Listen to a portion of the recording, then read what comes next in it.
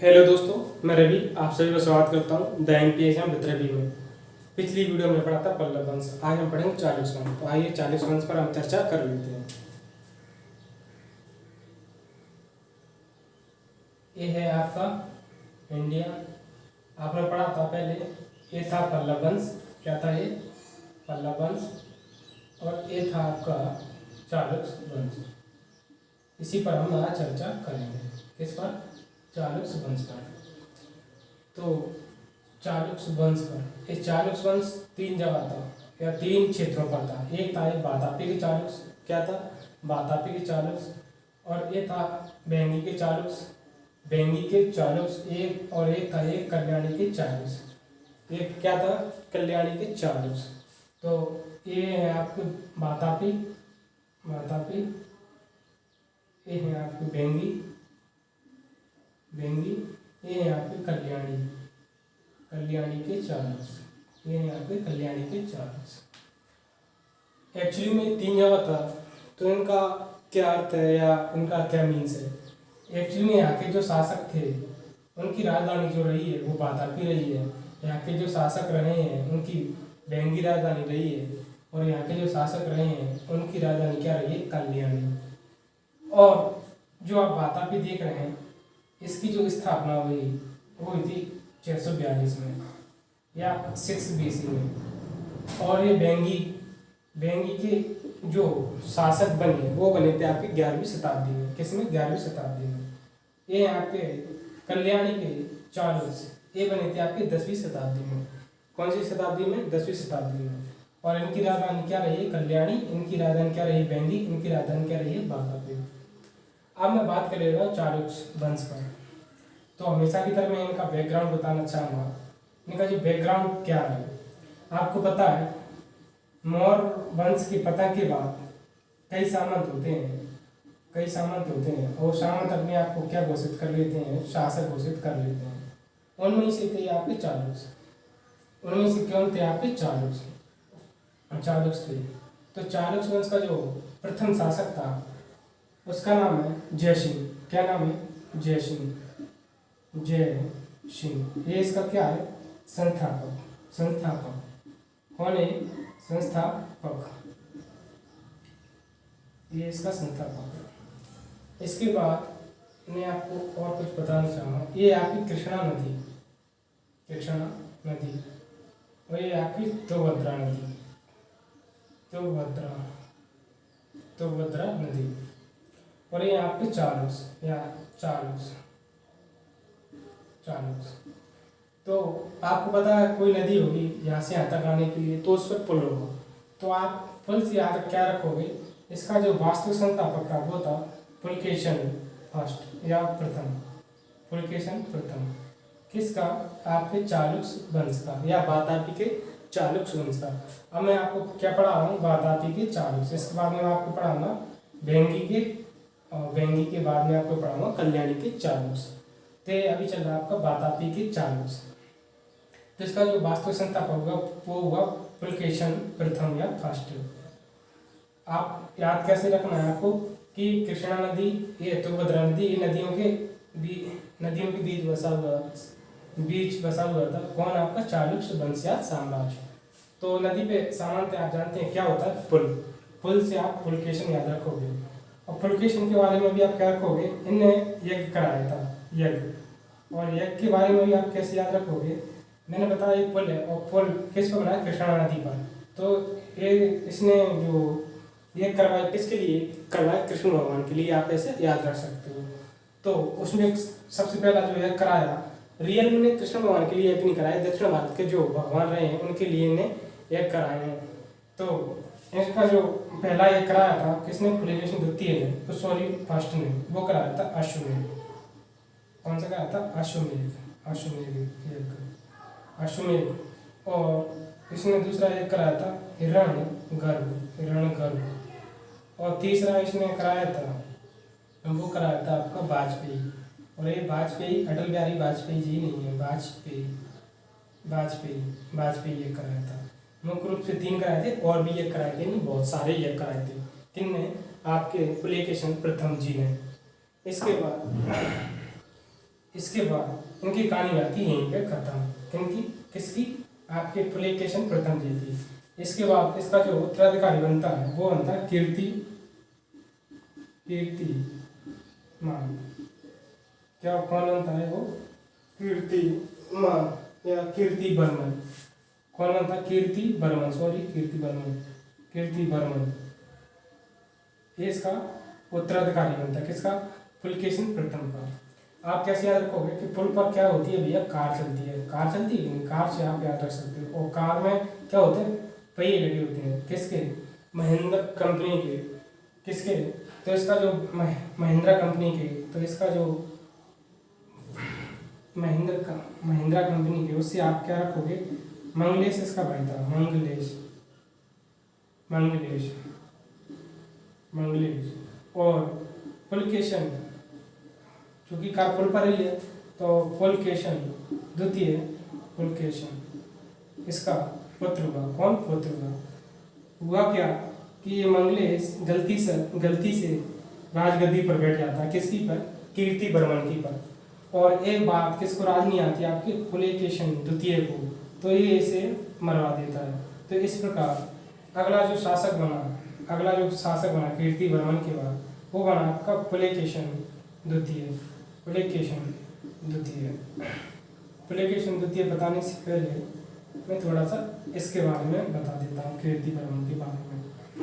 कीर्तिवर्मन के बारे में आपको रखना है क्या? ये साम्राज्य विस्तार करता है। क्या? साम्राज्य विस्तार करता है। साम्राज्य विस्तार कैसे होता है? युद्ध करके, यानी कि इसकी युद्ध नीति भी फेमस रही है, यानी कि युद्ध प्रसिद्ध रहा इसका। किसका? कीर्तिवर्मन का। अब इसी की बेटे पे आते हैं पुलकेशिन द्वितीय पर। तो थोड़ा सा इसे साफ कर लेता हूँ।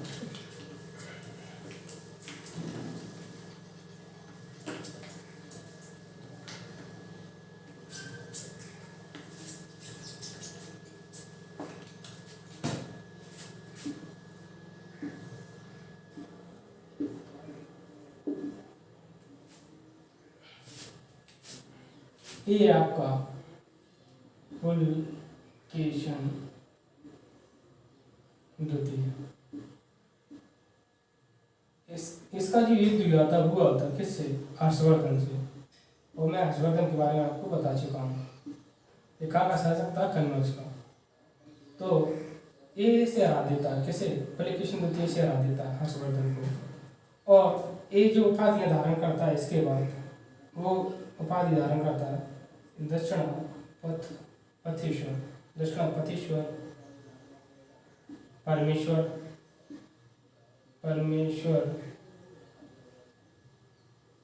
परम भट्टारक,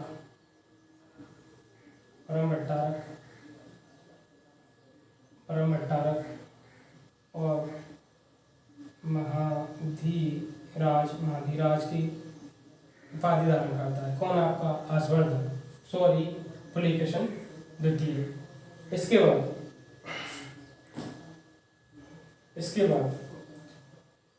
आपको पता है, मैंने पहले पढ़ा था आपको नरसिंहवर्मन के बारे में। किसके बारे में? नरसिंहवर्मन के बारे में। ये नरसिंहवर्मन पल्लव वंश का शासक था, आपको पता है। और ये क्या कर देता है? इसे हरा देता है। किसको? पुलकेशिन द्वितीय को। और इसे भी जो हराता है वो आपका हरा देता है। कौन? विक्रमादित्य। क्यों हरा देता है? क्योंकि इसने इसके पापा को हरा दिया था। पापा कौन? इसका पुलकेशिन द्वितीय, विक्रमादित्य का। कौन है? विक्रमादित्य का पापा पुलकेशिन द्वितीय। इसके बाद भी कई उत्तराधिकारी ऐसे, इसके बाद भी विजयादित्य, कीर्तिमान द्वितीय उत्तराधिकारी हुआ उसका। और कई उत्तराधिकारी इसके होते हैं। कौन? इसके विक्रमादित्य की बात।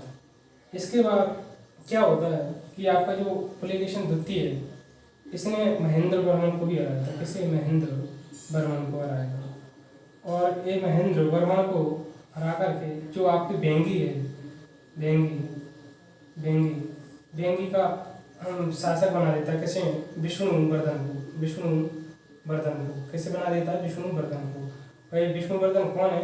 इसी का भाई है, किसका? पुलकेशन द्वितीय का। और विष्णुवर्धन के बारे में थोड़ी सी मैं इधर चर्चा कर लेता हूँ। इसकी पत्नी का नाम है आयना, आयना आयना महादेवी, महादेवी। ये क्या करती है? विजयवाड़ा में जैन मंदिर बनवाती है। क्या करती है? जैन मंदिर बनवाती है। कौन? आपकी विजयवाड़ा, विजयवाड़ा सॉरी विजयवाड़ा में क्या बनवाती है? जैन मंदिर बनवाती है, जैन मंदिर बनवाती है। कौन? आपकी आयना महादेवी। और जैन मंदिर से आप याद रख लो क्या, चालुक्यों ने जो मंदिर बनवाए थे वो बनवाए थे पापनाथ का मंदिर, पापनाथ मंदिर। और एक आपका बनवाया था, एक आपको बनवाया था विरूपाक्ष मंदिर। कौन सा मंदिर बनवाया था?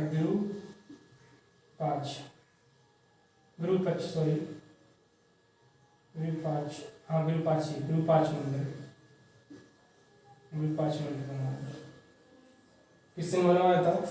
ये चालुक्य राजाओं ने बनवाया था। इसके बाद इसका जो अंतिम उत्तराधिकारी हो किसका? आपका वेंगी चालुक्य का, वेंगी चालुक्य का जो अंतिम उत्तराधिकारी हुआ वो आता विष्णुवर्धन तृतीय। कौन हुआ था? विष्णुवर्धन तृतीय। इसके बाद हम चर्चा कर लेते हैं आपके कल्याणी की चालुक्य का। वेंगी की चालुक्य पर चर्चा हो गई। अब करेंगे हम किस पर? कल्याणी की चालुक्य पर। तो आइए देखते हैं कल्याणी की चालुक्य।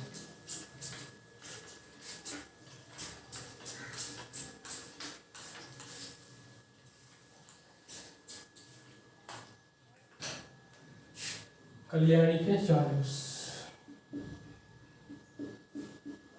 कल्याणी के चालुक्य। इसके बारे में क्या? इसका जो संस्थापक हुआ वो हुआ था तेलक। आपको पता होगा कल्याणी नाम का कोई तेल आता है तो आप उससे भी याद रख सकते हो कि इसका जो संस्थापक हुआ वो क्या होगा? तेलक। और तेल कहाँ लगाया था भैया? तेल लगाया था, कल्याणी तेल लगाया था मालिश करने के लिए। तो इन मालिश आप याद रखोगे, इनकी जो राजधानी थी वो थी मानेखेड़, जो कि महाराष्ट्र में। और इस मानेखेड़ को कल्याणी ले गया था आपका सोमेश्वर प्रथम। कहाँ ले गया था? इसे कल्याणी ले गया था, मानेखेड़ राजधानी को कहाँ ले गया था? कल्याणी। इसलिए इनकी जो राजधानी थी वो क्या थी? कल्याणी। इसके बाद आ जाता है मिथाक्षरा के बारे में बात करता हूँ।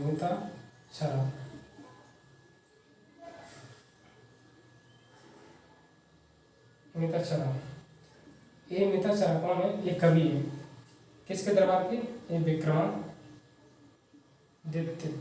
विक्रमादित्य शेक्सपियर। एक्चुअली में मिथाक्षरा मैंने पहले क्या लिखा है कि इसमें छः का साउंड आ रहा था, 6 से यहाँ पे रख लो याद क्या? विक्रमादित्य। तो अगले जो इनके उत्तराधिकारी हुए किसके? तेलक और सोमेश्वर के बाद जो उत्तराधिकारी बने वो कौन बने थे? विक्रमादित्य। तो इनके दरबार में जो कवि थे वो थे मिथाक्षरा। और इनकी पुस्तक है वो है विज्ञानेश्वर। आप इसे कैसे भी याद रख लेना, आपको जैसे भी रखना हो। जैसे कि कोई विज्ञान को मिटा नहीं सकता तो विज्ञानेश्वर, आप जैसे भी याद रखना चाहो आप याद रख सकते हो। इसके बाद विक्रमादित्य की दरबार में एक व्यक्ति हुआ है अपने बिल्हड़। कौन है? इनने क्या लिखा है? इनके बारे में लिखा है।